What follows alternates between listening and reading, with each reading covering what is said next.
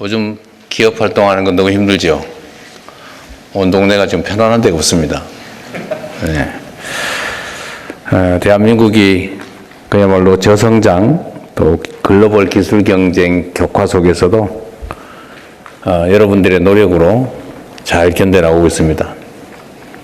경제 상징 지표 중에 하나라고 할 수 있는 주가지수가 오늘도 사상 최고치를 찍어서 여러분들의 현장에서의 노력이 빛을 발하고 있지 않나 그런 생각이 듭니다. 우리 정부도 현장의 기업인 또 경제인 여러분들이 활동하시는 데 지장이 없도록 적극적인 지원 정책을 강구해야 되는데 하여튼 우리 정부 입장에서도 고민이 많습니다. 어쩌면 대한민국 역사에서 지금처럼 위기인 때도 많지 않고 또 한편으로 보면 뭔가 새로운 사회 또 새로운 질서를 만들기에 최적의 조건을 갖춘 때이기도 합니다. 모든 사람들이 지금 대한민국 어렵지 위험하지 뭔가 새로운 시도도 해야 되고 뭔가 우리가 고통도 감내해야 되지 않을까 이런 각오들도 상당 정도는 하고 있지요. 그리고 어쩌면 정부의 구도도 뭐 마음에 안 드는 사람도 있겠지만 입법부와 행정부가 제대로 판단하고 제대로 결정하면 또 그대로 집행될 수 있는 최적의 상황을 또 갖춘 것도 사실입니다. 잘하면 아주 잘할 수 있고 잘못하면 큰일 나는 상황이 된 거죠. 여러분들의 적극적인 의견 개진을 바랍니다. 성장과 도약을 위해서는 우리가 자주 얘기하는 것처럼 정말로 이 활동의 발목을 잡고 있는 낡은 규제들을 혁신해야 됩니다. 언제나 말씀드리는 것처럼 이 모든 제도나 정책 결정이 수요자 중심으로 되어야 되는데 대체적으로 권한을 가진 사람들이 또 수십 년간 일을 하다 보면 관성에 빠져가지고 자기 중심적으로 생각하는, 즉 공급자 중심으로 생각하는 경향이 있습니다. 그래서 규제를 좀 완화하자, 철폐하자, 심하게 얘기하면 또 제가 하는 식의 표현으로 한다면 합리화하자. 불필요한 규제는 없애거나 축소하고 필요한 규제는 확대 강화하자. 일방적으로 축소하거나 일방적으로 확대하는 것만이 옳은 건 아니니까 합리적으로 만들자라는 게 제가 드리는 말씀인데 역시 이것도 잘못하면 회의나 몇 번 하고 구호나 외치다가 끝나버릴 가능성이 적지 않죠. 그렇게 되지 않도록 저희가 노력하겠습니다. 그래서 지금 규제들이 보면 이제 이해관계자들 간의 충돌이 많죠. 또 한편으로 보면 정부 일을 하는 부처들조차도 입장이 다 달라요. 평소에 만나서 얘기라도 좀 잘하고 일정한 목표를 두고 토론해서 좋은 결론 내면 다행인데 이 칸막이가 많아가지고 그 칸막이 속에서 각자 판단하고 그 칸막이를 넘어서지 못하다 보니까 필요한 일이라도 그냥 내일 하지 모레 하지 그러다 결국은 안 하고 넘어가는 그런 일들이 많았던 것 같습니다. 그래서 이거를 복잡한 이해관계 또 부처 간의 입장의 차이 때문에 정말 거미줄처럼 규제들이 얽혀 있는데 이런 거미줄 규제를 좀 과감하게 확 걷어내자라는 게 우리 이번 정부의 목표입니다. 그래서 몇 가지 지금 안을 만들어 봤는데 규제들을 빠르게 바꿔나가려면은 사실은 추진력이 있어야 되죠. 그래서 제가 직접 관할하는 몇 차례의 규제개혁 회의를 한번 해볼 생각입니다. 여러분들의 현장의 의견도 좀 과감하게 듣고 또 필요하다면 법제화를 포함해서 강력한 추진력을 가지고 좀 진행을 해볼 생각입니다. 오늘은 새로운 성장을 열어가는 첫걸음으로 미래 핵심 산업에 관한 규제를 한번 논의해 보려고 합니다. 세계 각국이 인공지능이니 모빌리티, 바이오 헬스 같은 미래 산업 분야에서 주도권을 획득하기 위해서 정말로 치열하게 경쟁하고 있습니다.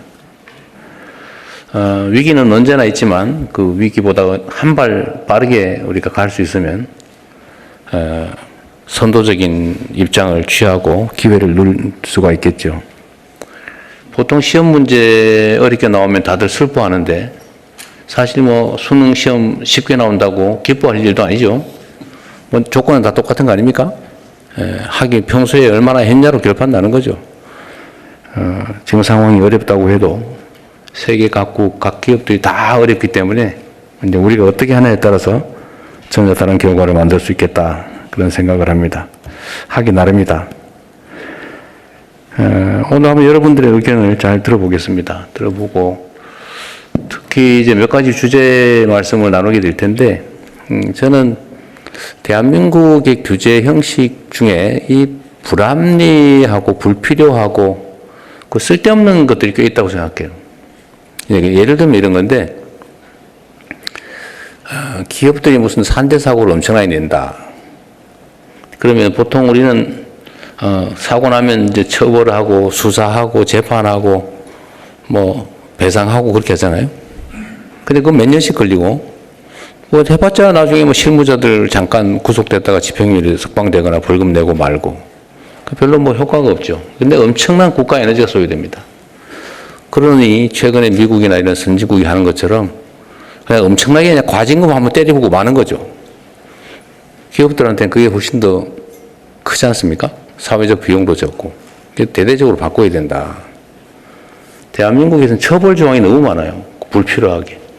효과도 별로 없어요. 에너지만 엄청나게 들어요. 이런 것들 대대적으로 이번에 한번 바꿔볼 생각입니다.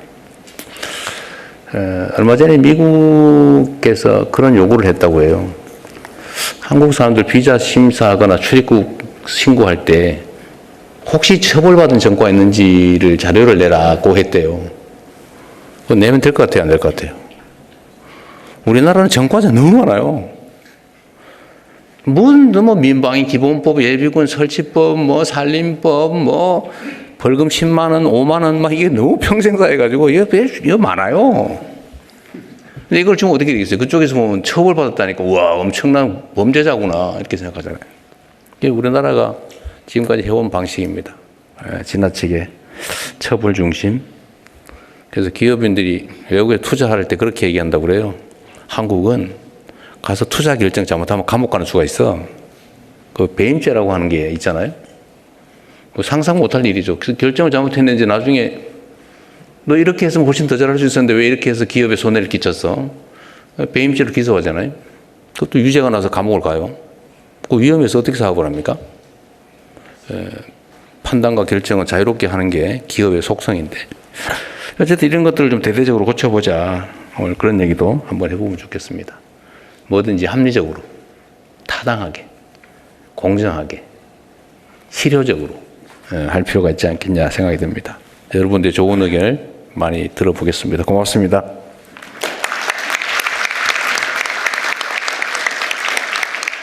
오전에 네. 일단은 공공부문, 공공데이터와 또 개인정보 이슈가 또 공공데이터 중엔 개인정보 포함된 게 워낙 많잖아요, 그죠? 예.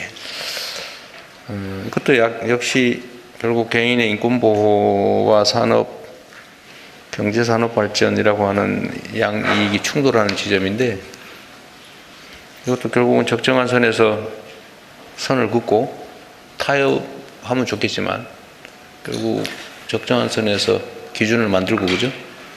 책임지고 해야 될 상황 같아요. 조금 말씀드려도 될까요? 네? 개인정보위원장인데. 잠깐 말씀하세요. 예, 카카오 스피커님 말씀하신 가명정보 개념 관련해서는 저희 위원회에서도 비슷한 문제의식을 느끼고 있습니다. 그래서 저희가 그 개선 방안을 지금 마련을 해서 이달 중에 발표할 준비를 하고 있고요.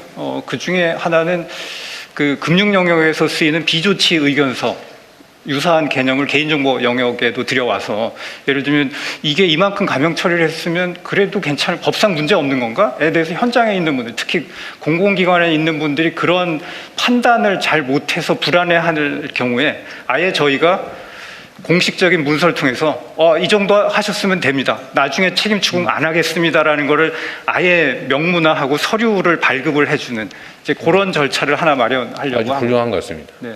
그리고 이제 기간이 오래 걸리는 요소가 있습니다. 그래서 그거를 원스톱 창구를 만들어서 저희가 통계 조사를 했더니 가명 정보를 결합하는데 평균 300일이 넘게 걸리는데 그걸 저희가 원스톱 창구를 만들어서 한 100일 남짓 기간 안에는 될 수 있도록 그 중간에 몇몇 단계에서 지나치게 시간이 오래 걸리는 요소가 있는데 그걸 줄이는 작업을 할 수 있도록 원스톱 창구 만드는 그런 작업 포함해서 이달 중에 네. 발표할 예정입니다. 혹시 들으시는 분 중에 뭐 말인가 싶은 분이 있을 수도 있어서 예를 들면 가명철이라고 하는 게 어떤 실명으로 되어 있는 거를 남들이 누군지 인식할 수 없는 다른 이름으로 바꾸는 거. 예를 들면 땡땡씨 아니면 A씨, 갑돌이 이렇게 바꾸는 걸 말하는 거죠. 근데 사람 이름을 다른 소설에 나오는 인물로 네. 이름 바꾸듯이.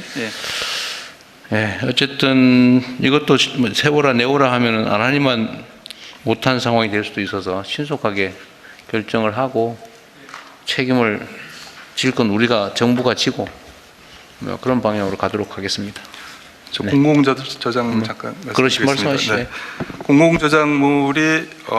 공공저작물은 원칙적으로 국가안보나 이런 아주 특이한 경우가 아니면 모두 다 개방하는 걸 원칙으로 정책을 추진하겠습니다.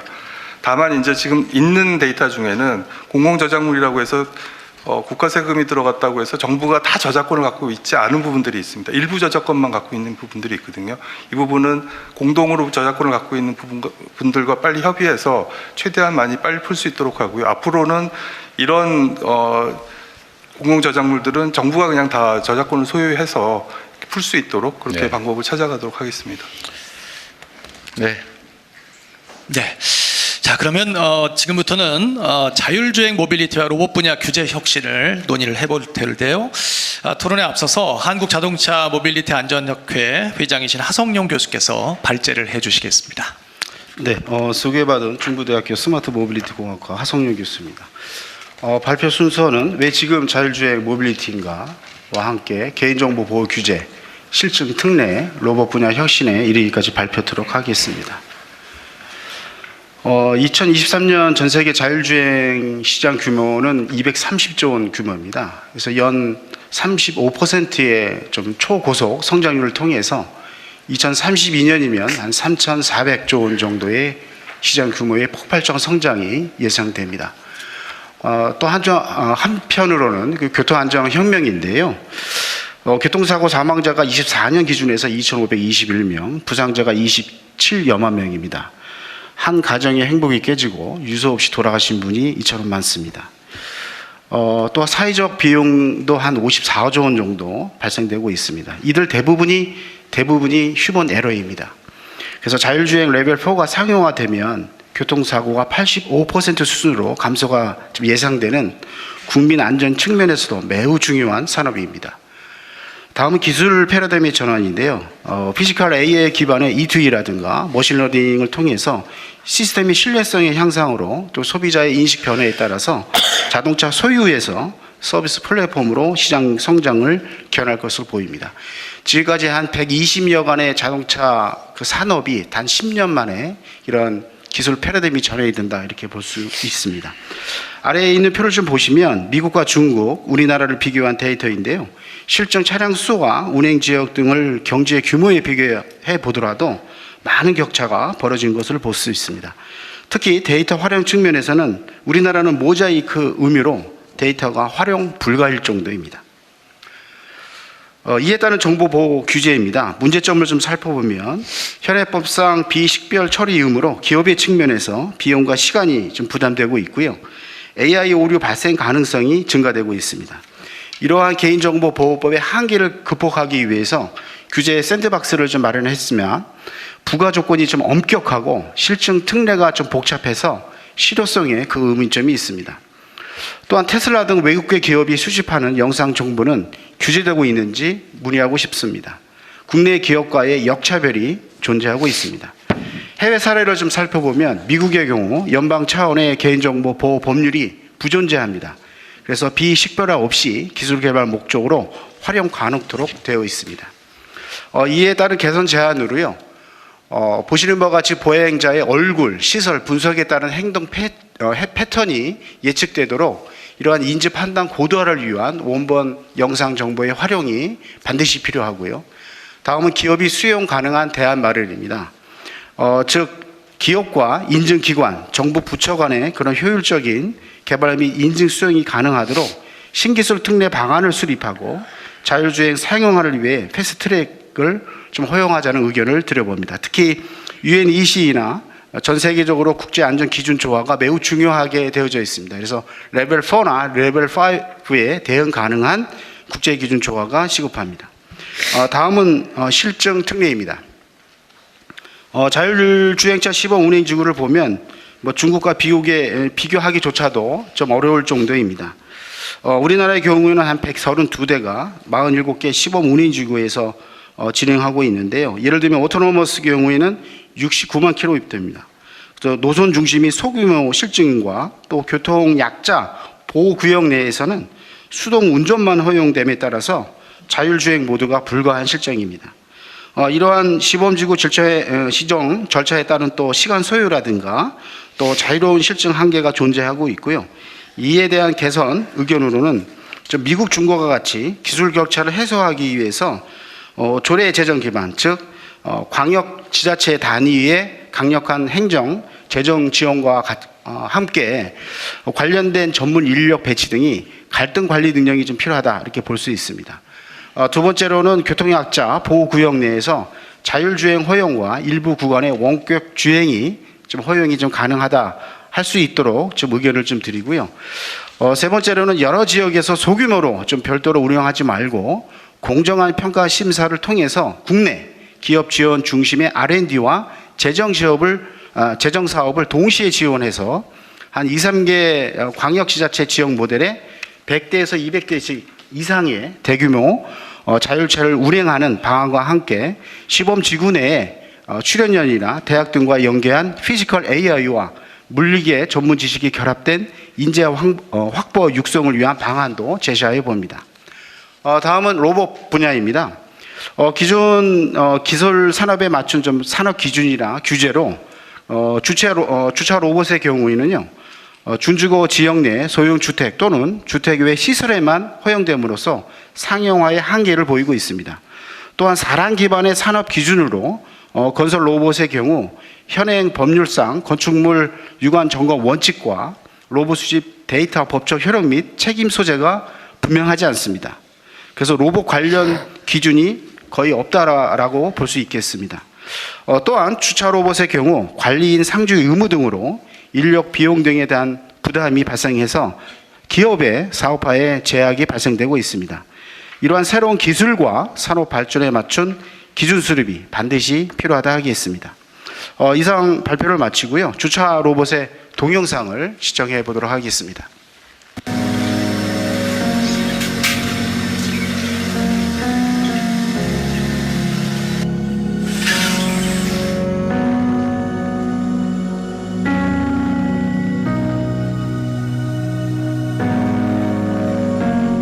저건 만든 영상이에요, 진짜예요? 예, 만든 영상이고 실제 싱가포르나 해외에 수출이 돼서 호텔 등에서 좀 사용하고 있는 주차 로봇이 되겠습니다. 진짜 쓰고 있다고? 네, 그렇습니다.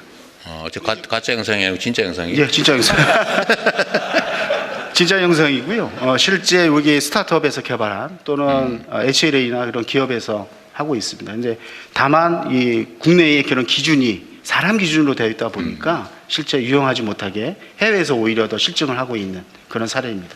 실증 중이에요? 실제 쓰고 있지는 않고? 예, 국내에서는 좀 실증 단계인데, 예, 관리 상주 의무라든가 사람 기준으로 되어 있다. 근데 왜 살짝 하다 말아요, 좀 빠르게 했습니다. 좀 빠르게 시간을 좀 조절하라고. 그랬어요? 네, 발제 잘 들었습니다.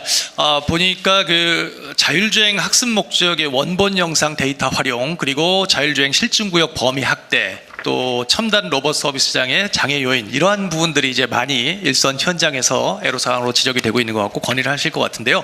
지금 이제 현장의 의견을 들어본 이후에 또 답변을 듣고 논의를 하면 좋겠습니다만은 지금 시간이 계획된 것보다는 너무나 많이 흘렀기 때문에 발제 내용 중에 들어가 있는 게 있다면 과감하게 정부와 대통령님의 말씀을 듣고 거기에 추가해서 질문을 하시는 게 오히려 효율적이지 않을까 싶습니다. 예. 네.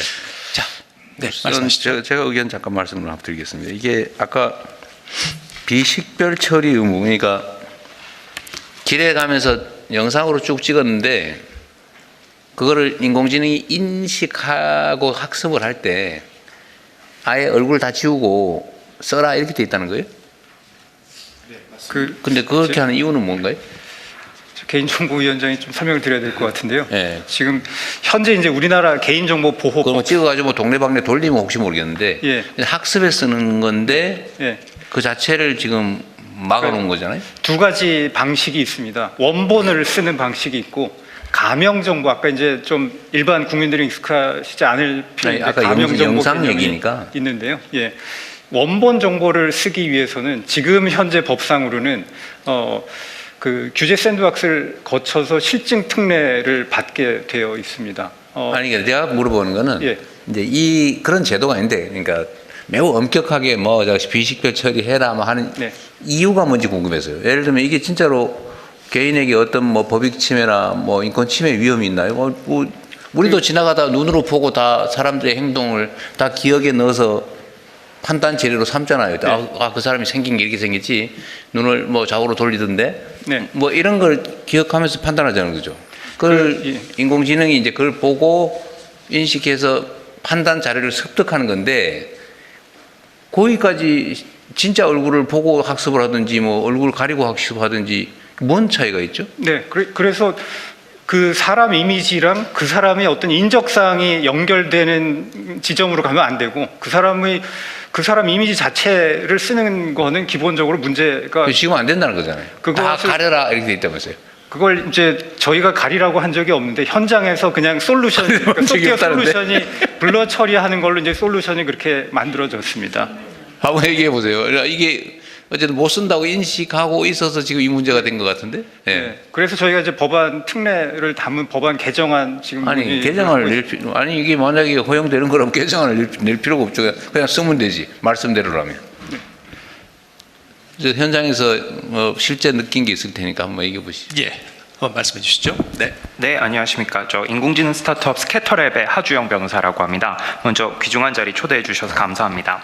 기술적인 관점에서 보면 원본에 가까운 데이터일수록 성능에 도움이 된다는 사실은 분명합니다. 하지만 리스크 관점에서 보면 개인 영상 정보의 원본 이용에 따라서 프라이버시 리스크가 증가되는 것 역시 분명하기 때문에 치밀한 준비가 필요합니다. 이 경우에는 현행 개인정보보호법의 기본 원칙인 최소 수집의 원칙에서 멀어지고 또 핵심적인 정보 주체의 권리인 동의권과 삭제 요구권 등의 행사가 사실상 어려워지게 됩니다. 이런 변화의 부담은 모두 정보 주체인 국민이 지기 때문에 국민의 신뢰를 잃지 않도록 더 조심해야 합니다. 저희 회사는 신규 인공지능 서비스 개발 과정의 문제로 개인정보위의 과징금 처분을 받은 바가 있어서 신뢰 회복의 어려움을 누구보다 잘 알고 있습니다. 특히 안면 정보 등 더 많은 개인정보가 수집되고 이용되는 만큼 해킹과 같은 침해 사고가 발생하지 않도록 보안 등 다른 영역에서는 오히려 안전 조치를 강화해야 될 것입니다. 실제로 임직원들이 고객들의 영상을 무단으로 열람하거나 관리 소홀로 고객의 GPS 데이터가 노출되는 사례가 미국과 유럽 등지에서 있었습니다. 결국 우리는 프라이버시와 혁신 사이 새로운 최적의 균형점을 찾아야 하는데 이를 위해서 저는 글로벌 플러스 원이라고 이름 붙인 마인드를 제안하고 싶습니다. 우리가 세계 경쟁에서 승리하기 위해서 남들보다 더 노력해야 합니다. 아까 대통령께서 수능 얘기를 하셔서 생각이 나는데 전교 6등 학생이 전교 3등이 되기 위해서는 기존 3, 4, 5등보다 공부를 더 많이 해야 되지 않겠습니까? 하지만 과소규제 역시 과대 규제만큼이나 위험하기 때문에 기본적으로 선진국 규제 환경과 발맞추되 한 발짝 더 혁신 친화적인 제도를 채택하는 것입니다. 앞으로 원본 개인정보의 이용 필요성은 더 커질 것이 확실하기 때문에 자율주행과 로봇을 시작으로 제조, 의료 등 개별 사안별로 기업의 수요와 국민 권리 보호 사이 균형점을 찾을 수 있도록 더 빠르고 더 유연하며 더 전문적인 특례 허용이 가능한 방식의 제도와 조직 정비가 이루어지기를 저는 희망합니다. 감사합니다. 네, 다 맞는 말씀이신데요. 저는 장독과 구더기 얘기를 자꾸 하는 편인데 예를 들면 어떤 제도가 악용될 수 있다라고 하면 그 제도 자체를 도입하지 않는 게 아니라 악용 가능성을 막을 수 있으면 그 제도가 필요하면 써야 되는 거 맞잖아요, 그죠?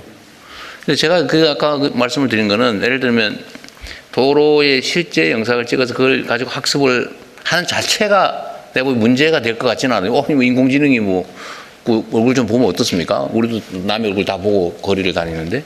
근데 문제는 그게 유출이 된다든지 또는 누군가가 그걸 빼가지고 무슨, 이 사람이 이 시점에 여기 있었네. 뭐 이런 것들을 악용할까봐 그런 거잖아요. 그 악용을 막을 연구를 해야지 그 악용의 가능성이 있으니까 아예 원본을 가지고 학습하지 마. 라고 하는 게 맞는지는 잘 모르겠는데.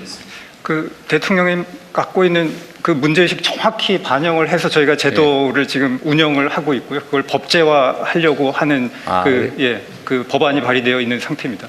그러니까 예를 들면 회사에 있는 사람이 미국에서 예를 들면 테슬라나 이런 회사에서 지난 몇 년 사이에 있었던 사례가 어떤 거냐면 그러니까 테슬라 개인정보 취급 방침에도 제3자한테 보낼 때는 익명 처리해서 보낸다라고 스스로 밝히고 있습니다. 왜냐하면 그전 몇 년 전에는 회사 개발자가 이용자들 모르게 이용자의 굉장히 개인적인 상황의 그 영상을 보면서 개발자들끼리 그 돌려보고 이러다가 스캔들이 나고 이런 식의 상황들이 좀 있습니다. 만나면 안 되는 사람들이 어디에서 만나고 있더라 이런 거 얘기하는 거 아니에요? 예, 그래서 그런 식의 스캔들이 몇 차례 있었고 그 후에 이제 미국에서도 뭐 법제도도 만들어지고 회사 차원의 정책도 만들어지고 이런 그 경위가 좀 있습니다.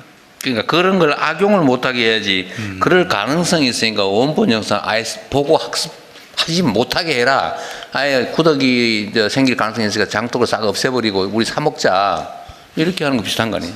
예, 그래서 대통령이 갖고 계신 그런 문제의식과 똑같은 문제의식을 담고 저희가 제도를 만들고 이제 그걸 아예 법으로 만들고. 빨리 하면 해결되겠네요. 네. 이거는. 네. 많은 분들이 고개를 끄덕이셨는데 기업 입장 한 번만 좀 더 들어보고 네, 안녕하십니까. 저는 좀 짧게 부탁드리겠습니다. 발제 내용에 살짝 언급된 적이 있는데요. 국내에서 가장 많은 이제 자율주행 실정 누적거리를 보유하고 있고 실제 가장 많은 자율주행 테스트를 하고 있는 국내 자율주행 개발업체 오토노머스 A2C 대표 한지영이라고 합니다. 어려운 기술을 하다 보니까 회사 이름도 조금 어렵긴 한데요.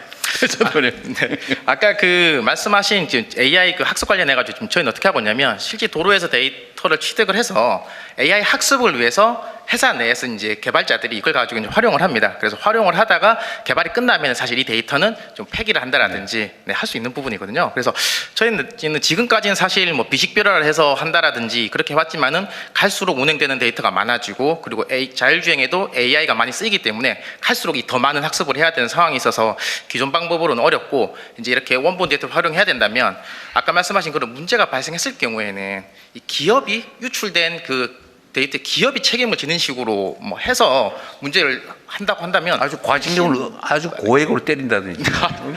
철저히 준비를 당연히 해야 되는 게 기업의 역할이라고 생각을 합니다. 그래서 이런 식으로 조금 빠르게 기업에게 책임을 넘기고 기업이 대신 그만큼 빠르게 기술 개발해서 돈을 벌 수 있는 환경이 될 수 있다라면은 이 문제는 오히려 좀 쉽게 해결될 수 있지 않을까 그렇게 생각을 해봤습니다. 그럴 것 같습니다. 네. 그리고 죄송하지만 제가 또 발언 기회에 얻은 김에 하나만 더 말씀드려도 되겠습니까?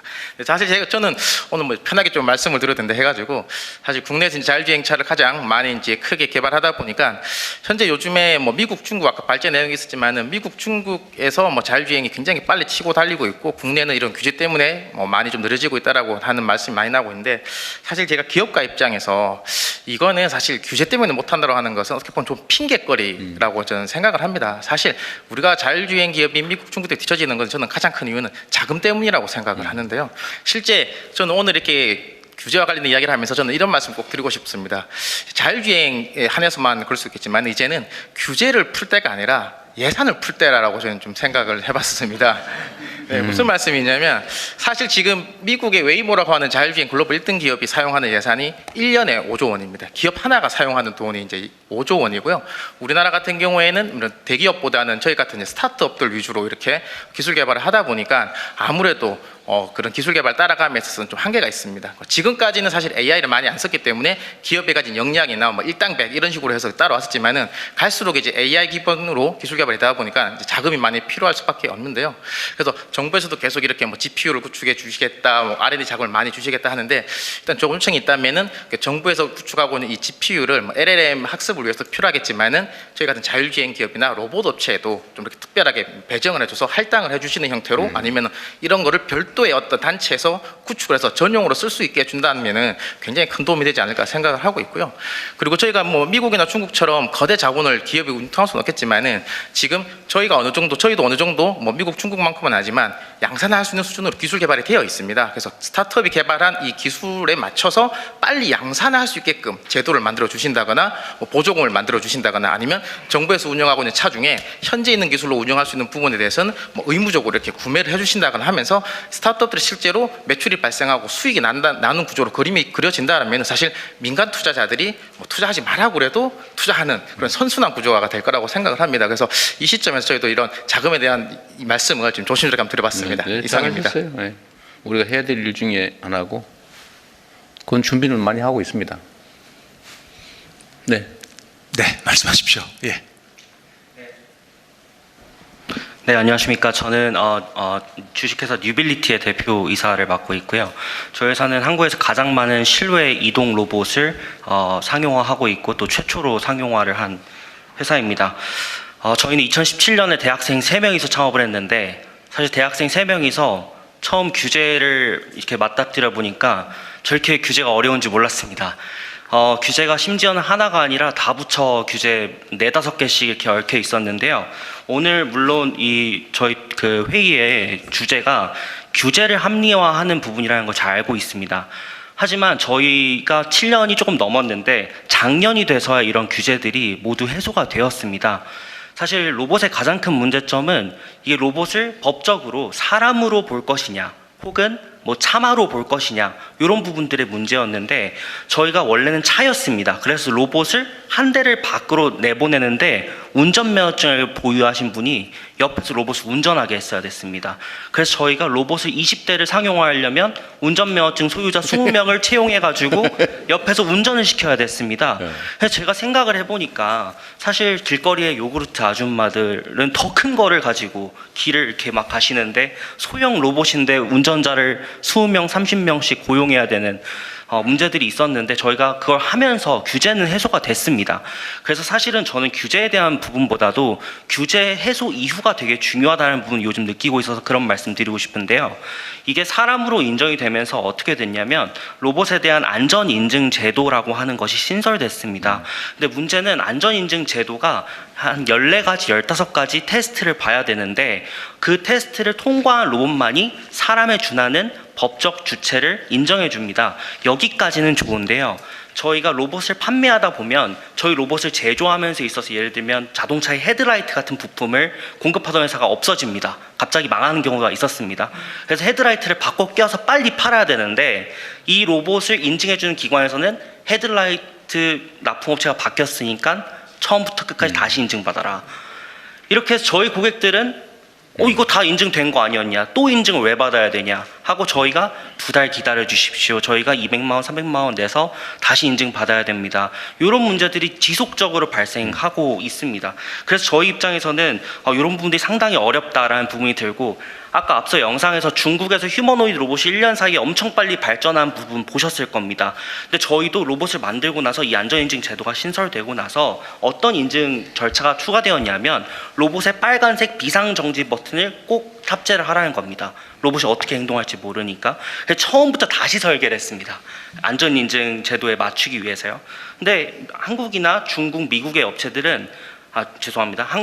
중국이나 미국의 업체들은 로봇을 어떻게 빨리 개발해서 내놔서 그게 일단은 상용화되고 문제가 생기면 인증 제도가 생기는데, 한국 같은 경우에는 인증 제도가 먼저 가고 나서 그걸 로봇 회사들이 맞춰야 되다 보니까 나중에 가서 로봇을 다 만들어놨는데 인증 제도가 저렇게 바뀌어 있으면 또 다시 설계를 해야 됩니다. 그러다 보면은 사실 로봇을 빨리 상용화해서, 피지컬 AI 시대에서 가장 중요한 거는 데이터를 모으는 것이고, 이런 데이터는 로봇을 빨리 뿌려서 테슬라처럼 데이터를 빨리 모을 수 있는 파이프라인을 가지고 와야 되는데, 지금 로봇 하드웨어 변경하는데 수개월이 걸리고 데이터는 그 다음 수집해야 되는 문제들이 있습니다. 그리고 두 번째는 로봇 인증 제도가 되고 나서 이제 저희가 공원이나 지자체에 가서 이제 통행 허가를 받았으니 저희가 들어가게 해주십시오라고 하니까, 그 안전인증 제도가 뭔데요부터 시작을 합니다. 그래서 예를 들면 여의도 동쪽에 서쪽에 여의도 공원이 있지 않습니까? 그리고 그 옆에 한강공원이 있잖아요. 근데 운영 주체가 다 다릅니다. 여의도 공원은 여의도 공원에서 하고요, 한강공원은 수도사업본부에서 합니다. 한강수도사업본부. 그러면 저희가 로봇 하나를 통행하는데 그 인증이 있는데도 불구하고 이 인증에 대한 해석 기준이라든가 어떤 인증을 인정하는 게 달라지기 때문에 다 개별적으로 허가를 받고 있습니다. 그래서 실질적으로 규제는 해소가 됐지만 막상 가보니까 하나도 해소되지 않은 문제들을 지속적으로 겪고 있습니다. 그래서 저는 오늘 꼭 말씀드리고 싶었던 것이, 규제가 합리화되는 것도 중요하지만 규제가 풀리고 나서 보니까 또 다른 인증이 되더라라는 부분들 꼭 말씀드리고 싶었습니다. 감사합니다. 네. 그래도 행정 편의주의, 행정 칸막이 뭐 이런 거의 일종이군요. 네. 네. 일률적으로 적용될 수 있게 만드는 게 필요하겠네요. 네, 알겠습니다. 지금 그 발제해 주신 내용 가운데서 자연스럽게 토론을 이어다 보니 그 원본 영상 데이터 활용에 대한 얘기도 나왔고 또 로봇에 대한 얘기도 나왔는데요. 자율주행과 관련된 또 하나의 현장에서의 좀 궁금증과 또 의견이 있다고 해서 이 부분은 영상을 통해서 한번 질문을 받아봤다고 하는데요. 네. 그 영상을 함께 먼저 보시겠습니다. 안녕하십니까. 라이드플럭스 김원재 PM입니다. 저희 라이드플럭스는 레벨 4 무인 자율주행 기술을 개발하고 있는 스타트업으로 보시는 바와 같이 운전석에 안전요원이 탑승하지 않은 상태로 주행이 가능한 무인 허가를 국토교통부로부터 국내 최초로 승인받아 이곳 서울 상암에서 테스트를 진행하고 있습니다. 오늘 제가 말씀드릴 부분은 두 가지입니다. 첫 번째는 국내 대규모 자율주행 실증 범위 확대를 위한 지원 필요성입니다. 현재 미국에서는 자율주행 상용화에 성공하여 주요 도시에서 1000대 이상의 무인 로봇택시를 운영 중에 있습니다. 이것이 가능했던 배경에는 100대 이상의 대규모의 자율주행 실증을 수년간 수행을 하면서 충분히 안정성을 검증하고 데이터를 확보했기 때문입니다. 저희도 서울뿐만 아니라 세종 그리고 부산, 제주 등 다양한 도시에서 자율주행 실증을 진행을 하고 있지만 대규모로 확장하는 데 있어서 큰 비용이 들기 때문에 어려움을 겪고 있습니다. 뿐만 아니라 자율주행 유상 서비스를 하기 위해서는 자율주행 시범 운행 지구 지정이 필요한데 이런 지구 지정에는 허가 절차에 최소 6개월의 시간이 소요되는 어려움이 있습니다. 따라서 저희가 실증 범위를 확대하기 위해서는 관련 제도를 간소화하거나 현재 특정 노선 중심으로 지구 지정되어 있는 것을 개선하여 도시 단위로 확대하는 데 용이한 방안으로 제도 개선이 필요하다고 생각합니다. 두 번째로는 교통약자 보호구역에서 자율주행이 가능하도록 하는 제도 마련입니다. 현행법상 자율주행 허가를 받은 차량은 국내 도로 어디서든 자율주행이 가능하지만 장애인 보호구역과 같은 교통약자 보호구역에서는 반드시 수동운전으로 전환을 해야 되고 있습니다. 이런 제약사항 때문에 저희가 무인 자율주행 실증 노선을 선택하는 데 있어서도 어려움이 있었으며 또한 실증 범위를 확대하는 데 있어서도 굉장히 많은 고민이 되고 있습니다. 자율주행의 혜택을 가장 많이 볼 국민이 노약자, 장애인, 그리고 어린이와 같은 교통약자라는 점을 고려를 한다면 교통약자 보호구역에서도 자율주행이 반드시 필요하다고 생각을 합니다. 따라서 일괄적으로 모두 자율주행을 금지할 것이 아니라 안정성이 충분히 검증된 차량에 한해서 보호구역에서도 자율주행이 가능하도록 하는 어떤 제도나 절차를 마련하는 것이 필요합니다. 이상 발언을 마치도록 하겠습니다. 저 영상에 나오는 차의 조수석에 보조 요원이 타고 있는 것 같은데? 그죠? 비상용으로 타고 있는 거 맞죠? 이거 우리 그 실무 단위에서 지금 검토한 걸로는 지금 대도시의 한 블럭, 한 뭐 특정 도로 이렇게 하기보다는 오히려 저 지방 소도시의 전부를 개방하거나 이런 게 훨씬 더 유용할 수 있나요? 네, 국토부에서 네. 국토부에서 답변을 드리겠습니다. 네, 네. 계속 논의가 되는 것들이 그건 그간의 노선 단위로 하다 보니까 데이터를 많이 쌓을 수도 없고 인위적이다 이런 얘기를 많이 합니다. 근데 저희는 이제 좀 그걸 범위를 넓혀야만이 영어로 말하면 엣지 케이스라고 해서 비상 상황 이런 걸 이제 할 수가 있다 이런 얘기거든요. 그래서 저희는 그거 굉장히 옳은 말이라고 생각을 하고요. 그래서 이제 이번에 이거 끝나고 나서 한 10월 정도부터 이제 저희가 국토부 차원에서 앞으로 어떤 식으로 자율주행을 끌어갈 것인지 뭐 로드맵이라든가 이런 걸 좀 어느 정도 발표를 하고요. 바로 공모를 할 그런 계획으로 있습니다. 지자체 단위로. 저희를 일단은 뭐 30만에서 50만 정도 생각은 하고 있지만 또 대도시 더 큰 도시에서 또 공모에 지원을 하겠다 하면 그런 부분들도 저희가 수용을 해서 할 계획으로 있고요. 만약에 그렇게 된다면 저 정부 차원에서 뭐 예를 들면 최소 한 100대 정도는 투입을 하는데 그 100대를 투입을 하는 것이 차량과 거기다가 개조 비용, 그다음에 보험, 관제 뭐 이런 것까지 정부 차원에서 좀 지원할 계획으로 있습니다. 그러면 이제 운영사 같은 데에서는 이 향후에 이제 관제까지도 한번 그걸 테스트 해볼 수 있는 그런 기회가 될 것 같습니다. 다만 조금 염려스러운 거는 이제 처음으로 해보다 보니까 그런 리스크라든지 기존의 그 운송 사업자와의 관계 이런 부분 때문에 지자체에서 좀 부담스러워할 수도 있는데 그런 부분들은 뭐 저희 국토부 차원에서 계속 조율을 해가면서 할 필요가 있다고 생각을 하고요. 앞으로 뭐 그거는 저희가 자율주행 업체하고 또 시민단체 이런 부분들하고도 같이 논의토록 하겠습니다. 기왕에 말씀드린 김에 여기서 교통약자 보호구역 확대 얘기가 나왔거든요. 그 부분도 한번 말씀을 드리겠습니다. 지금 현재 자동차 관리법상에 교통약자 부분에 이제 스쿨존 같은 데에서는 자율주행으로 가다가도 거기서는 이제 수동으로 하도록 그렇게 돼 있습니다. 그건 여러 가지 이제 우리 사회적인 상황이 예전에 뭐 민식이법도 있고 그러다 보니까 사회적으로 굉장히 민감한 부분이기 때문에 이제 그 어느 정도 규제를 했는데요. 사실상 또 자율주행 업계 입장에서는 그런 규제를 좀 풀어야 될 필요도 있다. 저희들은 생각을 하고 있고요. 그래서 이런 부분을 사회적인 컨센서스가 좀 필요하지 않느냐 생각을 하고 있습니다. 그래서 뭐 내주에 국토부 주관으로 우리 자율주행 업체, 그다음에 시민단체, 지자체하고 같이 이런 부분을 어떤 식으로 수용성 있게 수용할 건지 그거를 저희들도 노력하면서 이제 계속 이걸 보완토록 그렇게 하겠습니다. 저는 이게 서울 이 수도권에 그 복잡한데 이런 데보다는 우리가 국토 균형 발전이나 이런 걸 고려하면 저 지방 소도시를 아예 통째로 한 중간 도시 정도, 중규모 정도의 지방 도시 한 개를 통째로 협약을 맺어가지고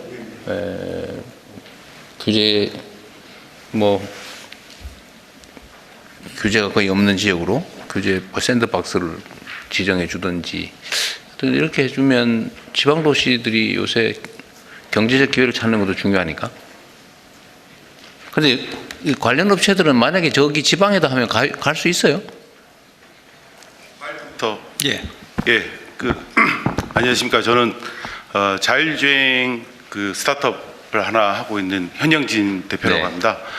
저희는 이제 주로 버스 위주로 많이 자율주행 버스를 하고 있는데요.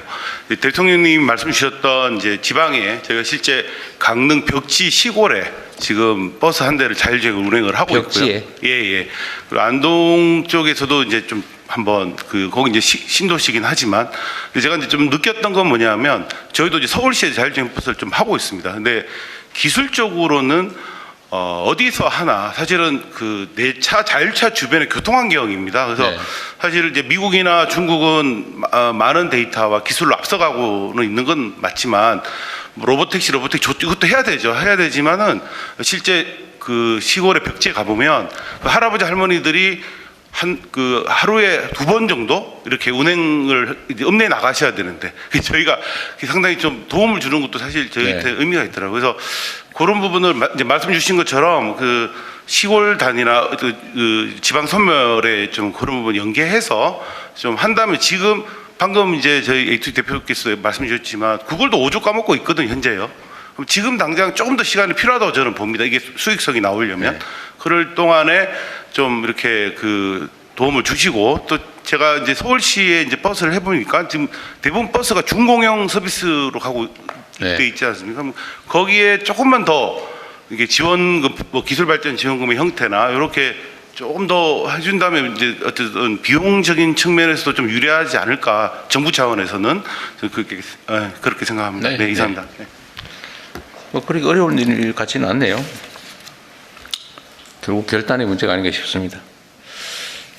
다음 알겠습니다. 네. 자, 그러면 이렇게 자율주행과 로봇 분야에 대한 얘기들을 나눠봤고요.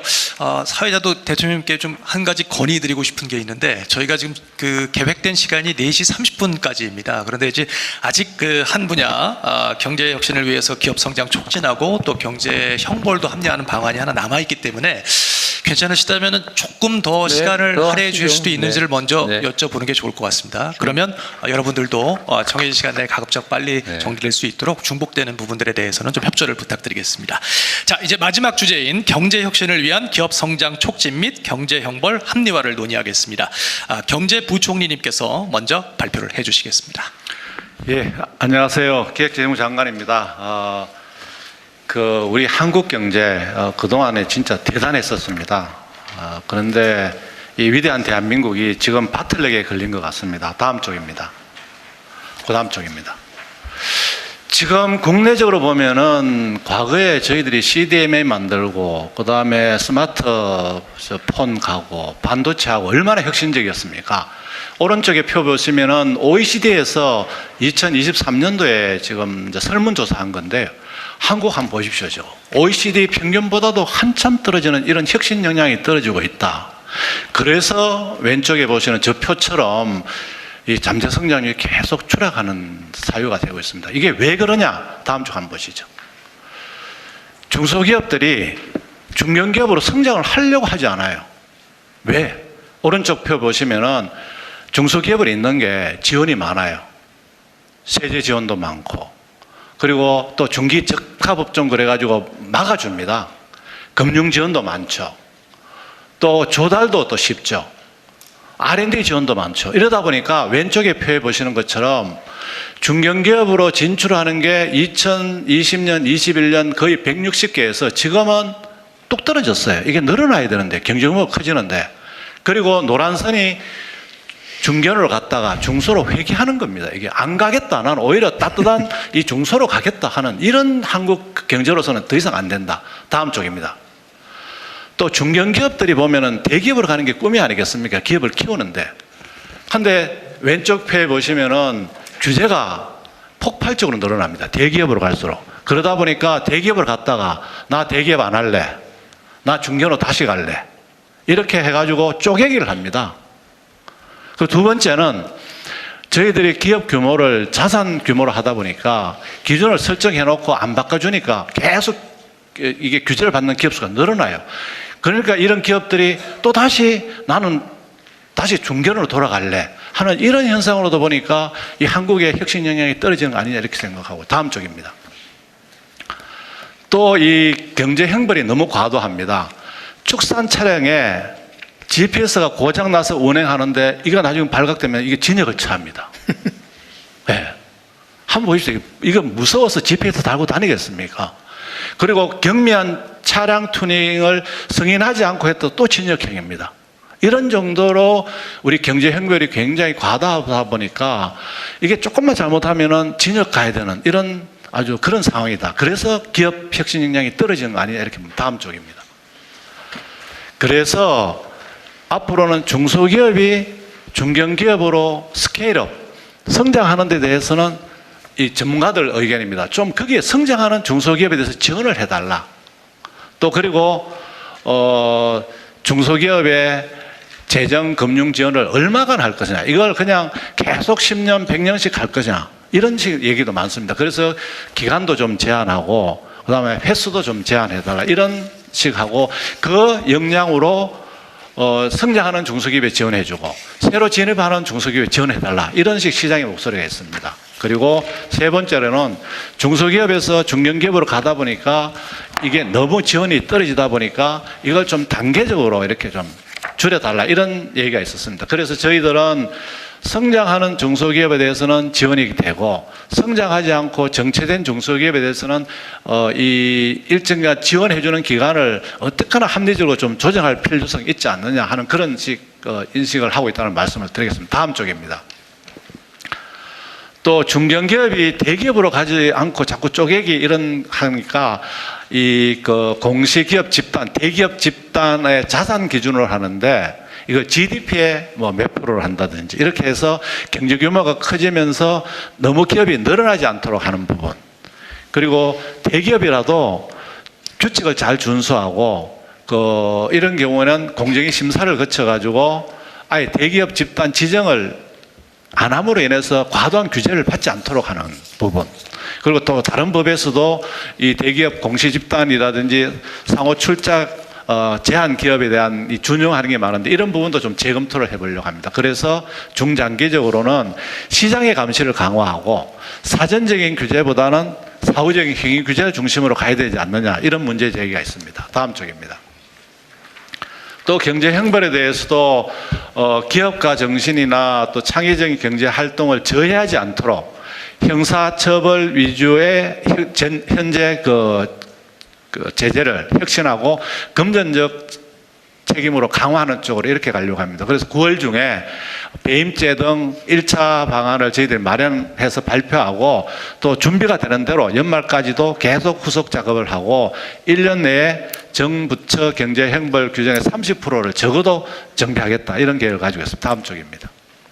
그래서 1차로 보니까 주의 의무를 다하지 못한 선의의 사업주에 대해서는 보호를 강화하고 형벌은 완화하고 금전적 책임은 강화하고 그리고 단순 신고, 보고, 누락 등 경미한 사항에 대해서는 과태료로 전환하고 그 다음에 시정명령 등 행정 계도를 해서 선조치를 하게 되면 정부가 오케이 하고 그래도 안 될 경우 형사, 형벌, 처벌하는 이런 쪽으로 좀 제도를 바꾸려고 하고 있습니다. 다음 쪽입니다. 또한 대통령께서 지시하셔가지고 형벌 체계 전반에 대해서도 과다한 형벌 규정이라든지 또는 최후 보충적이어야 할 형벌이 우선적으로 적용되는 이런 경우는 저희들이 전수조사를 해서 정비하고 과태료로 전환할 계획입니다. 그리고 공무원들이 이 감사 부담에 소극적으로 기업들 도와주는데 좀 소극적이라 하는 그 복지부 등 얘기가 나오기 때문에 정책 감사를 폐지하고 면책 추정 범위를 확대하고 또 사전 컨설팅 등을 통해서 이런 적극 행정에 지원되도록 하겠습니다. 마지막입니다. 기업이 성장하는 기업이 애국자입니다. 그래서 저희들은 정부에서는 성장하는 기업의 이 애국자인 기업을 적극적으로 돕도록 기업 규모별 따른 이 규제라든지 그다음에 경제 형벌의 과도한 부분을 적극적으로 개선할 계획이라는 점을 말씀드리겠습니다. 이상 보고를 마치겠습니다. 이건 그냥 부총리가 말씀하신 대로 잘하면 될 것 같은데. 네. 네, 워낙 말씀을 잘 해주셔서 정말 이렇게만 되면 훨씬 더 좋아지겠다라는 생각들을 하셨을 것 같은데 한 분 정도만 좀 덧붙여서 말씀 듣고 넘어가도록 하겠습니다. 예, 말씀해 주십시오. 네, 안녕하세요. 저는 자율주행 서비스 로봇, 배달 순찰 로봇들을 개발하고 있는 모빈의 최혜진이라고 합니다. 먼저 이런 자리 마련해 주셔서 감사드리고요. 말씀처럼 사실 오늘 발제했던 내용대로 잘 진행이 되면 정말 문제없이 잘 흘러갈 것이다라고 저도 공감을 합니다. 저는 규제랑 방금 저희 말씀 주신 내용 관련해서 좀 말씀을 드려보겠습니다. 사실 규제 개선 관련해서 굉장히 의지가 좋은 걸로 보여지는데 사바사란 얘기가 있습니다. 사람 바이 사람이라고 공무원 한 분이 부정적이면 그 규제 자체가 이제 통과가 안 되는 그런 게 있기 때문에 그런 것들을 징벌보다는 동료 형태로 어떻게 이런 것들을 해주셨으면 좋겠고. 그걸 뭐라 그런다고요? 사람 바이 사람이라 그래가지고요. 사람 바이 사람? 네, 사람마다 어떤 딱딱한 분을 만나면 케이스 바이 케이스라는 케이스 바이 케이스입니다. 그래서 네. 그 규제는 영원히 못 사람 풀리는 바이 사람. 거고, 그래서 이런 정부의 강력한 의지들이 좀 끝단까지 현업을 하는 공무원분들까지 전달이 돼서 네. 잘 됐으면 좋겠고, 제가 딥테크 스타트업이라고 하는 로봇 분야, AI 분야를 하면서 어려운 점은 국내 스타트업은 엑시트가 굉장히 어렵다는 문제가 있습니다. 그래서 IPO나 M&A가 유일한 대안인데 사실 딥테크 기업일수록 매출을 내기 위해서 굉장히 오랜 기간들이 필요한데 IPO도 기술통의 상장을 위해서는 최소 매출 기준을 만족을 해야 되고 이건 허울뿐인 좀 규제이기도 한 것 같습니다. 그래서 미국 같은 경우는 공시 기준을 완화해서 적자라도 비전이 있는 기업들은 상장을 통해서 충분한 자금력을 확보를 하고 그걸 통해서 기업들이 혁신을 이룰 수 있도록 지원을 해주는 편인데 사실은 그런 부분이 조금 아쉽기 때문에 아까 말씀해 주신 것들이 잘 흘러가더라도 결국에 우리 산업의 씨앗인 스타트업들 특히 혁신에서 굉장히 빠른 혁신을 일어날 수 있는 스타트업들이 성장하기에는 좀 어려운 구조다. 그래서 앞서 말씀드린 뉴빌리티 이상민 대표께서도 대기업에서 하기 전에 먼저 배달 로봇을 국내에서 최초로 한 기업이기 때문에 그만큼 스타트업들이 몸집이 가보여서 혁신을 빠르게 할 수 있거든요. 근데 가장 어려운 점은 엑시트가 보이지 않는다. 그래서 투자가 안 된다. 자금 조달이 어렵다. 그래서 이런 문제들을 한번 고민해 주시면 조금 더 저희 씨앗들이 잘 클 수 있을 것 같습니다. 감사합니다. 네, 그 엑시트가 어렵다는 부분에 대해서는 우리 정부에서도 많이 공감하고 있어서 이번에는 사실 우리가 150조 펀드를 만들면 기업 엑시트가 좀 쉽게 하는 부분도 많이 고려되고 있는 거죠. 그리고 우리 부총리께서 무지하게 심각한 얘기를 아주 쉽고 간단하게 얘기를 했는데 이거 지금 중소기업들 지원을 지금은 규모에 따라서 횟수고 기간이고 제한 없이 무제한으로 받고 있다는 걸 바꿔가지고 기간과 횟수를 제한하겠다 그거잖아요. 이거 난리 날 얘기인데 반론이 별로 없는 것 같은데? 제안이 그렇게 왔다 이렇게. 아니, 훌륭한 제안 같아요. 네, 예. 네. 근데 지금 대통령님 무제한으로 제공하고 있는 건 아니고 그래? 네, 아니 일정 규모 이하는 세금이 적은 거는 그건 무제한 아니? 세금은 그렇고요. 그렇죠. 예. 네, 이제 자금 지원 부분, 정책 자금 지원 부분은 10년 이상으로 좀 제한은 되어 있고, 그리고 이제 그렇지만 이제 그 기간이 적정한가 하는 부분은 있습니다. 근데 제가 이제 요새 스타트업 이야기 듣고 중소기업 얘기 들으면서 든 생각은 딥테크 기업은 또 10년까지 봐달라는 말씀을 하시고, 그래서 이제 이 기간과 이런 선정에 대한 부분, 15년 업력이라고 하는 부분도 이런 것들을 좀 봐서 어디가 정말 이게 좀비 기업이라고 네. 정의해야 될 건가, 이건 한번 상의를 드려봐야 될 것 같습니다. 중소기업부하고 기재부하고 또 의견이 부딪힐 부분이기도 한 것 같아요. 근데 어쨌든 합리적으로 조정하면 될 것 같고, 하여튼 여기 재정 금융 지원의 반복적 수급을 축소하고 새로운 기업 중심으로 지원을 늘리고 성장해도 지원을 할 건 계속한다. 아주 훌륭한 제안인데 여기 꽤 저항이 있을 것 같습니다. 홍보를 잘해야 될 것 같네요. 그리고 중견기업에서 대기업 가는 데는 규제가 너무 많아서 안 하려고 그러니까 현실화하자, 일정한 기준을. 맞는 말씀 같은데 마저 말씀을 좀 들어보도록 하겠습니다. 네. 그러면 권칠승 더불어민주당 경제형벌 합리화 TF 단장이 오늘 자리를 해주셨는데, 아까부터 발언 기회를 계속 말씀을 하셨는데 드릴 수 있는 시간이 없었습니다. 그래서 이 부분과 관련한 것 같아서 발언 기회를 드리겠습니다. 네, 더불어민주당 경제형벌 민사책임 합리화 TF 단장 권칠승입니다. 오늘 규제 합리화 관련된 내용이기 때문에 이 민사책임 합리화는 빼고 경제형벌 합리화 관련해서 말씀드리겠습니다. 첫 번째는 오랫동안 논란이 되어온 배임제 관련이고, 두 번째는 주로 소상공인 또 자영업자들에게 적용되는 민생형벌, 경제형벌 관련입니다. 아까 부총리님께서 이 부분에 대해서 좀 자세하게 말씀을 드려서 그 부분은 간단하게 하겠습니다. 먼저 배임제 관련입니다. 잘 아시는 바대로 배임죄는 추상적이고 막연한 구성 요건으로 코에 걸면 코걸이, 귀에 걸면 귀걸이라고 하는 비난을 받아왔습니다. 동시에 신산업에 투자하려는 기업의 도전적인 경영 판단을 어렵게 한다는 문제 제기도 계속 있어 왔습니다. 현재까지 검토한 내용과 방안에 대해서 말씀을 드리겠습니다. 첫째는 배임죄 폐지입니다. 두 번째는 판례에 따른 경영 판단의 원칙을 명확히 규정하는 것입니다. 세 번째는 기존의 배임죄를 폐지하고 대체 입법을 하는 것입니다. 다시 말해 기존의 배임죄를 대체할 별도의 조문을 만드는 것입니다. 이를 위해 민주당 TF에서는 정부 내 경제형벌 TF와 협업 중에 있고, 관련하여 법무부에서는 최근 5년간 선고된 3,300여 건의 배임죄 판결 유형을 분석 중에 있습니다. 실제 여러 차례 현장 소통 결과 경제계 일각에서는 배임죄 폐지가 임원들의 일탈 행위를 부추길 수 있다는 우려도 제시되고 있습니다. 법무부 판례 분석이 끝나는 대로 최대한 빨리 결정할 예정입니다. 민생경제형벌 합리화 관련은 부총리께서 말씀을 하셔서 추가로 말씀드리지는 않겠습니다. 다만 실제 이제 소상공인들이 이제 경미하거나 주의 의무를 다 했음에도 발생하는 부분들에 대해서는 이제 뭐 기소유예로 실제로 처리되는 경우가 많이 있지만, 행정처분 같은 실질적인 이런 제재 조치가 그 소상공인들이나 자영업들에게는 훨씬 더 큰 타격으로 다가오기 때문에 이 부분에 대해서도 이제 정부와 협의할 생각입니다. 저번에 정부 TF하고 간담회 할 때 정부에서 한꺼번에 많은 법안을 싹 정리해서 하자 해서 시간이 좀 걸릴 텐데 추가로 되는 대로 정리되는 대로 그때그때 맞춰서 정기국회 내에 여러 가지 실제로 좀 통과시키자라고 제안을 했었는데, 오늘 부총리께서 그런 취지로 말씀을 해주셔서 감사합니다. 네, 이상입니다. 그리고 대통령님, 아까 의료 데이터 관련해서 제가 한 말씀 좀 드려도 될까요? 의료 데이터? 예. 네. 제가 이 의료 데이터에 대해서 평상시에 좀 생각하는 게 있는데요. 지금 돌아가신 분들의 의료 데이터가 살아 계신 분들의 의료 데이터를 구하는 것보다 더 어렵습니다.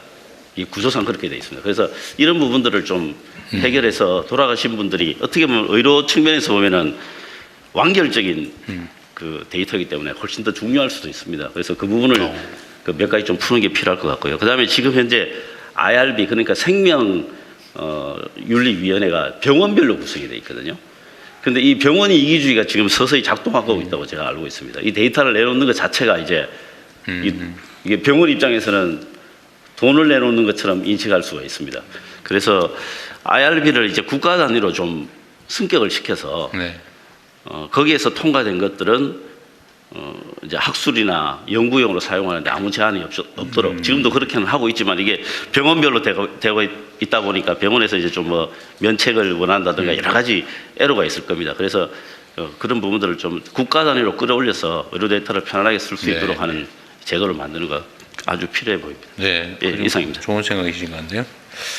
그리고 하여튼 경제 형벌 조항은 아마 전 세계에서 우리처럼 아무거나 뭐 잘못하기만 하면 다 형벌, 뭐 징역형 이렇게 해놓은 나라도 별로 없을 거예요.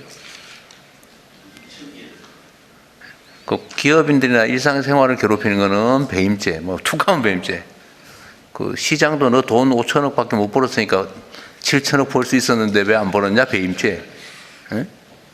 그리고 공무원들은 뭘 잘못하기만 하면 또 직권남용이래. 예? 징계에 대해서 하는 전부 처벌하고 말이에요. 형사처벌 맞는 국가가 됐는데 하여튼 기업인들도 형사처벌 때문에 이게 망설여지는 그런 일은 없게 돈 벌어서 갚으면 되는 거지, 그죠? 제재로는 그게 제일 세지 않습니까? 어쨌든 그런 방향으로 좀 정리해야 될 것 같고요.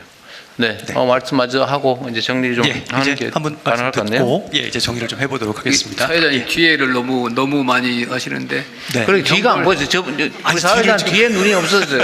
알겠습니다. 그럼 제가 드릴 테니까 대신 좀 짧게 부탁드리도록 하겠습니다. 일단 먼저 하셨으니까. 주로 좀 앞선으로.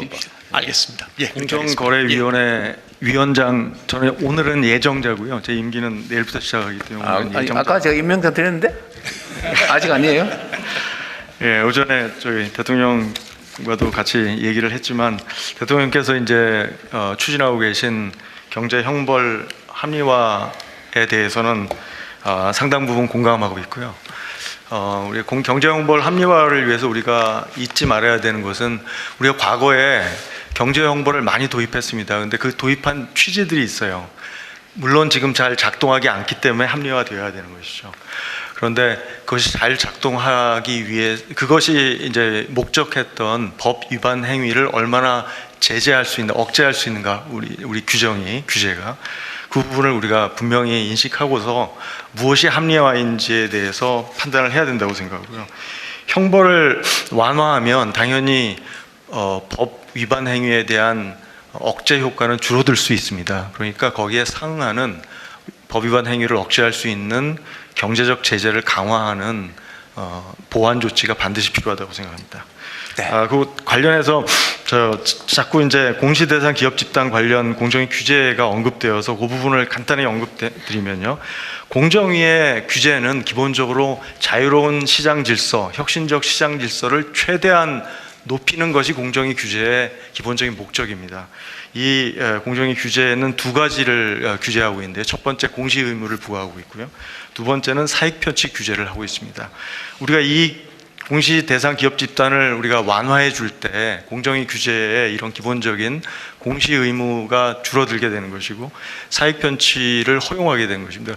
사익 편취를 허용하기 위해서 우리가 이 규제를 완화하는 것은 좀 어폐가 있는 거예요. 이건 합리화가 아닙니다.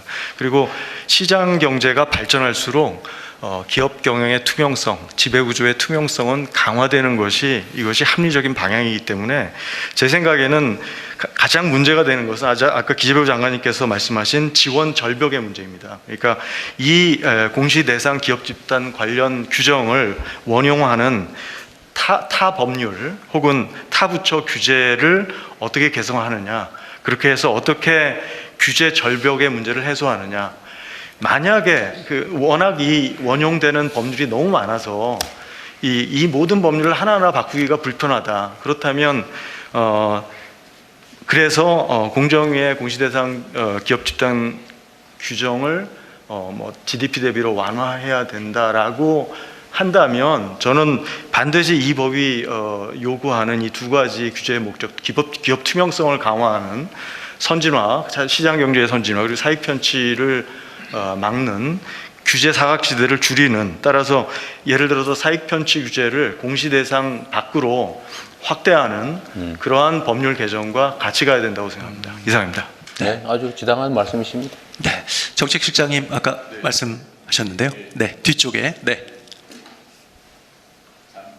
예, 잔뜩 써왔는데 다 지우고 2개만 나왔습니다. 2개만 말씀드리겠습니다. 이렇게 배임죄의 경우에는 그 자체 불확실성은 당연히 다 뭐 인지하고 계시는 것 같은데 그 형벌 규정이 연동되어 있는 각종 행정상 불이익이 있습니다. 그게 파괴력이 굉장히 큽니다. 예를 들어서 배임죄 문제가 되면 상장 폐지 들어갑니다. 다른 형벌의 경우에도 연동되어 있는 행정 불이익들이 있습니다. 그것도 같이 살펴봐야 유의미한 개선이 될 거라고 생각합니다. 2번째입니다. 제가 11년 동안 자본시장 쪽 제재 업무를 공적기구에서 담당을 했는데요. 밖에 변호사로서 활동도 했지만 회계 처리로 인한 상장법인의 형사처벌 불확실성이 확실히 커졌습니다. 왜냐하면 회계 기준이 규정 중심에서 기업의 판단을 존중하는 원칙 중심으로 14년 전에 바뀌었습니다. 근데 기준의 명확성이나 범죄의 수단 여부를 따지지 않고 일체 회계 기준 전부를 처벌 대상으로 하고 있는 형벌 조항은 지금 40년째 그대로입니다. 알맹이가 바뀌었는데 껍데기는 그대로입니다. 알맹이가 바뀌었으면 껍데기를 어떻게 조절해 줄지를 고민해야 되는데 그 부분에 대한 고민이 필요합니다. 왜냐하면 이 상장법인 전체가 다 적용을 받는 제도이기 때문에 또 대통령님께서 말씀하신 자본시장 활성화와도 또 관계가 되어 있기 때문에 잘못은 당연히 엄중히 처벌해야겠지만 애매한 상황 때문에 뭐 상장 폐지가 된다거나 투자자들이 어려움을 겪는 그런 상황에 대해서는 발라내주는 게 맞다고 생각합니다. 이상입니다. 네. 네, 알겠습니다. 정말 열띤 토론이 있었는데요. 시간 때문에 그럼 짧게 좀 부탁드릴 수 있을까요? 예. KDI 김민호 연구위원입니다. 그 기업 성장 없이 경제 성장도 없습니다. 기업 활동 조사에서 최근에 우리나라 규모 있는 기업들 10개 중에 4개가 오히려 역성장을 했습니다. 지난 15년간 중소기업의 생산성이 높아지지 않았습니다. 정부 지원 사업은 어땠을까요? 그동안 계속 늘어서 1,700개 사업으로 지금 35조가 지원이 되고 있습니다. 그러면 저는 경제부총리님의 말을 이어서 더 구체적으로 그러면 정부가 기업을 어떻게 지원할 수 있을지를 몇 가지만 말씀드리겠습니다. 첫 번째, 원스톱 플랫폼입니다. 복잡한 사업이 과감히 단순화돼서 기업이 정책에 지금 맞추는 상황인데요. 정책이 기업에 맞춰서 정말 신속하게 정보가 지원될 수 있도록 그렇게 전환을 확 할 수 있거든요. 저는 이게 가능하다고 생각을 하고, 두 번째, 스케일업 알미 정책입니다. 현재 수출 지원 기관이 17개고 전 세계 비즈니스 센터가 있습니다. 이게 하나의 알미로 네트워크가 되어서 우리나라 기업이 어디 나라에 가고 싶은데 라는 그런 희망만 있으면 바로 연결이 돼서 사업을 할 수 있게끔 해야 되고, 반대로 양방향입니다. 우리나라 제조업 잘합니다. 외국에서 뭔가 우리나라 기업하고 뭔가를 해보고 싶다, 수요만 있으면 바로 연결해주는 양방향 매칭이 가능합니다. 세 번째, 중소 중견기업 간의 격차를 많이 말씀해 주셨는데요. 작년에 성장 사다리 완화 정책이라고 해가지고 사다리를 놓았습니다. 근데 격차는 여전히 그대로입니다. 중견기업으로 간 순간 조세 격차가 확 나는데요. 이 격차를 없애지 않으면 사다리 놓는다고 그 성장 요인이 바뀌지 않습니다. 그리고 마지막입니다. 지역 생태계 전환이 필요합니다. 지역 생태계 전환은 지금 사업 전환, 사업 재편 정책이 개별 기업에 1, 2억 주는 방식으로 운영이 되고 있는데요. 이걸 과감히 혁신적으로 바꿔서 대형 투자를 유도할 수 있도록, 그래서 그 대형 투자가 지역의 가치 사슬을 통째로 업그레이드 할 수 있는 그런 프로젝트를 저희가 지원을 해야지 지금과 같은 방식을 혁신을 해야 합니다. 그래서 마지막으로 하고 싶은 얘기는, 한국이 세계에서 가장 투자하고 성장하기 가장 매력적인 곳이냐, 그 질문을 기업 입장에서 던지고 그렇지 않다라고 하면 그걸 하나씩 바꿔야 합니다. 감사합니다. 말씀 안 하셨으면 무지하게 억울했었겠어요. 네. 나중에 드리겠습니다. 네, 나중에 저기 세부 내용을 우리 부총리님한테 좀 주세요. 네, 도움이 많이 될 것 같네요. 네, 알겠습니다. 아마 다 같은 마음이셨을 것 같고 정말 실질적이고 열띤 토론을 펼쳤는데요. 모두 다 변화 그리고 또 의지를 분명히 실감하실 수 있는 그런 뜻깊은 자리였던 것 같습니다. 오늘 한정혜 더불어민주당 정책위원회 의장님도 참석을 하셨는데 고개를 열심히 끄덕끄덕하면서 경청해 주셨거든요. 네, 짧게 한 말씀 좀 부탁드리겠습니다.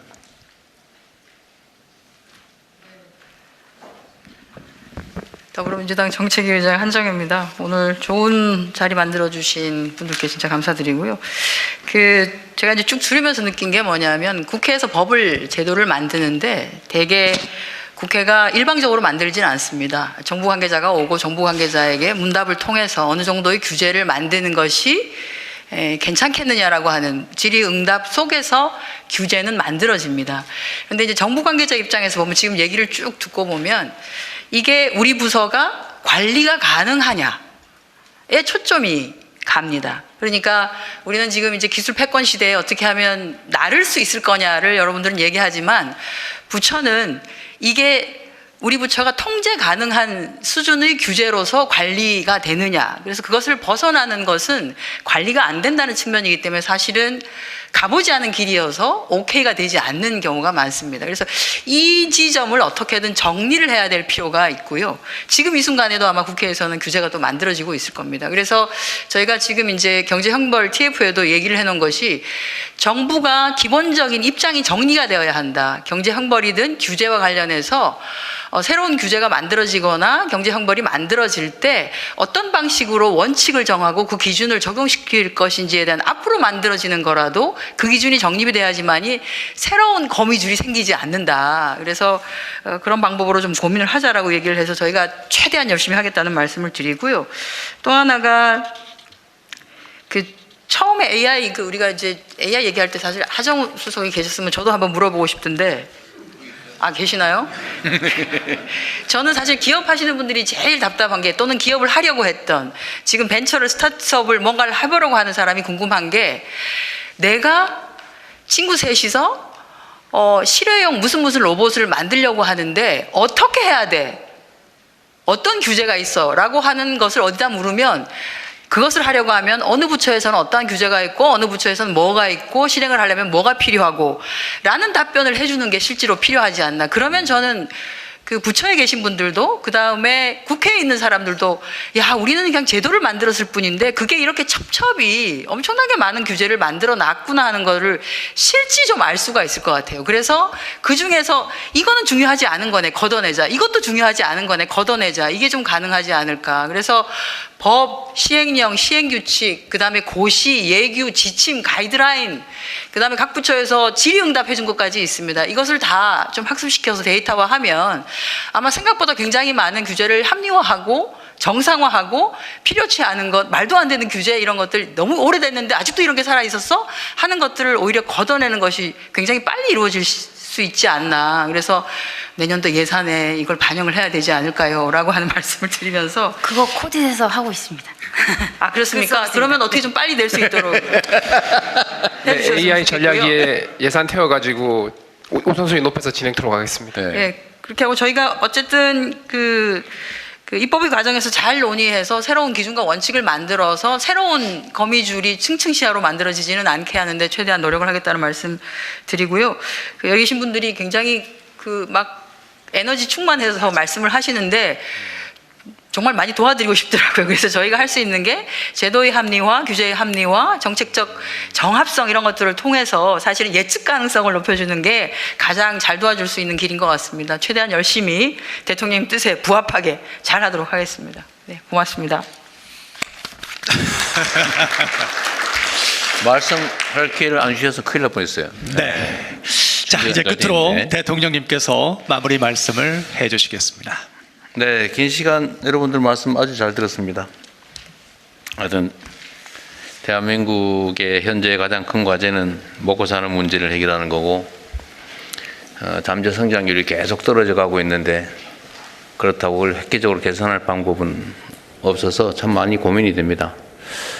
어쨌든 국민들의 먹고 사는 문제를 어떻게든지 새로 활로를 뚫어야 되고 특히 젊은 세대들이 이렇게 기회를 갖지 못해서 좌절하는 현상은 참 안타까운 일이죠. 저는 저성장과 저출생 인구 감소는 아주 밀접한 관련이 있다고 생각하는 사람인데 어쨌든 이 문제를 근본적으로 우리가 좀 대책을 만들어 보려면 어떤 새로운 성장의 길을 찾아야 되고 그게 결국은 여러 가지 길이 있겠지만 대대적인 규제 혁신에 있지 않을까 그런 생각을 합니다. 규제 개혁 지속을 위한 규제 합리화위원회도 이제 대통령실 직속으로 좀 만들고 또 앞으로도 이게 규제 합리화 관련된 공개 회의는 한 두어 번쯤 더 하게 될 것 같은데 한두 번. 그때 또 의견들도 모으고 또 규제 합리화위원회도 각 분야에 실제 의견을 제대로 낼 수 있는 분들로 제대로 구성해서 아주 일상적으로 규제를 걷어낼 수 있도록 노력하겠습니다. 여러분도 이제 좀 적극적으로 정부라고 하는 거를 좀 여러분의 지원자다 이렇게 생각하고 잘 활용하시면 좋을 것 같아요. 과거에는 어떨지 모르겠지만 어쨌든 정부는 국민 경제 성장을 위해서 또 그야말로 회복과 지속적인 성장을 위해서 할 수 있는 모든 걸 다 해볼 생각이고 뭐 규제 혁신이든 재정 세제 지원이든 방법들이 좋은 게 있으시면 더 효율적인 방안이 있으시면 언제든지 의견을 좀 내주시기 바랍니다. 어쨌든 긴 시간 고생하셨고요. 저도 오늘 많이 배웠네요. 네, 수고하셨습니다. 고맙습니다.